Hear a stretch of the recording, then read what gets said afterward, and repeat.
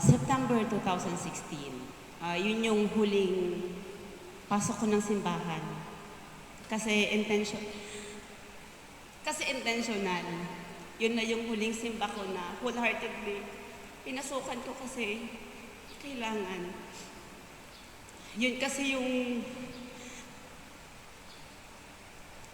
huling araw na ihahatid ko yung anak ko sa simbahan.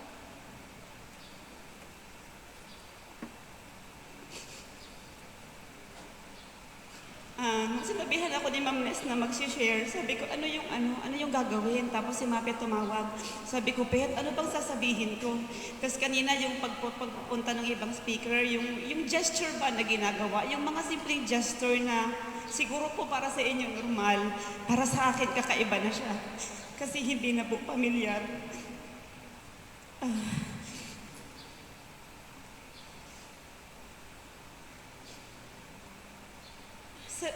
Sanay naman po akong magsalita sa harap, promise. Iba lang kasi yung...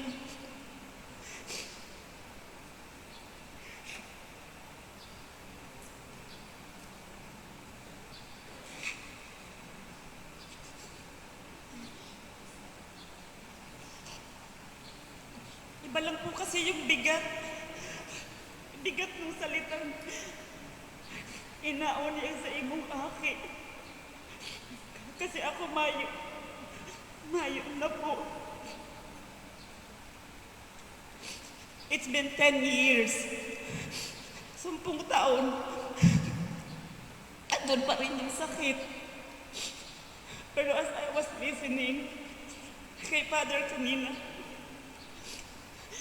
I was thinking siguro, isipin ko na lang na maswerte ako, sobrang swerte. Kasi I was also given the chance, eto nga, na mag-share.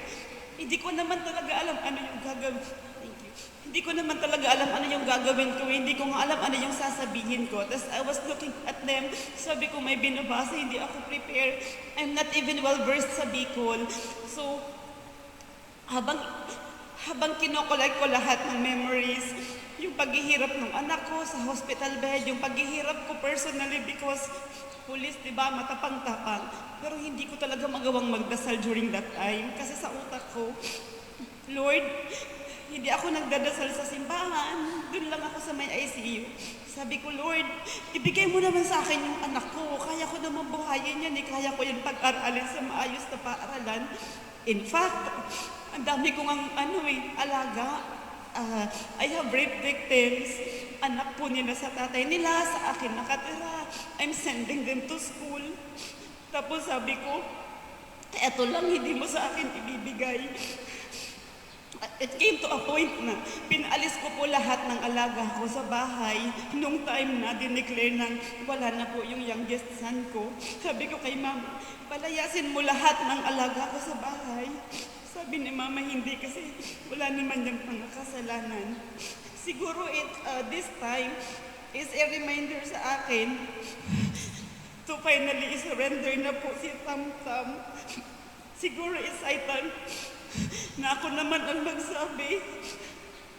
Kasi 2012 sabi sa akin ni Jesus, Fatima, ito yung anak mo. Oh. And then 2016, kinuha niya. Iniwan niya ako ng mga anak na hindi naman talaga sa akin biologically, but understanding the purpose, ngayon ko siguro mas naiintindihan na after 10 years, baka ito na nga yun, that I finally surrender yung anak ko. And maybe it's high time para sabihin kong, Ama, unin na po ang sa imong aki na pinawarap mo lang sa ko.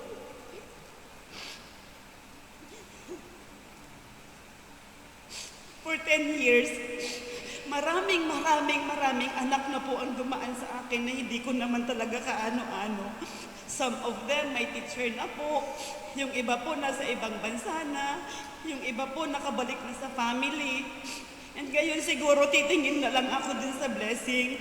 Sa lahat siguro ng mga nanay na kagaya ko, na nakitang maghirap lahat ng anak nila, sa lahat ng nanay na kagaya ko na hindi pa nabibiyayaan ng anak, at sa lahat ng nanay na kagaya ko na nawalan.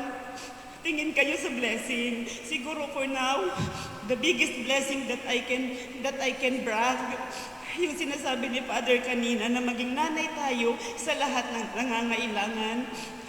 Siguro may biggest blessing ngayon na titingnan ko yung mga pamangkin ko, yung natitirang anak ko si Pio Pio, and my new daughter and mga anak. I will be looking at Ate Precious, Kuya MJ, Baby John Rich, kina Topsy, kina Penpen, kina Shang Chang, sa lahat ng mga magiging anak ko pa sa trabaho, sa lahat ng lalapit sa aming tanggapan.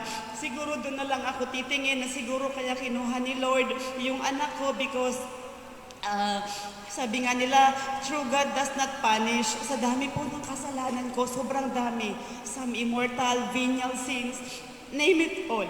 Siguro po yung anak ko yung nag-sacrifice for me, and trabaho ko na din po na ibalik kung ano yung lahat na blessing na binigay sa akin ni Lord.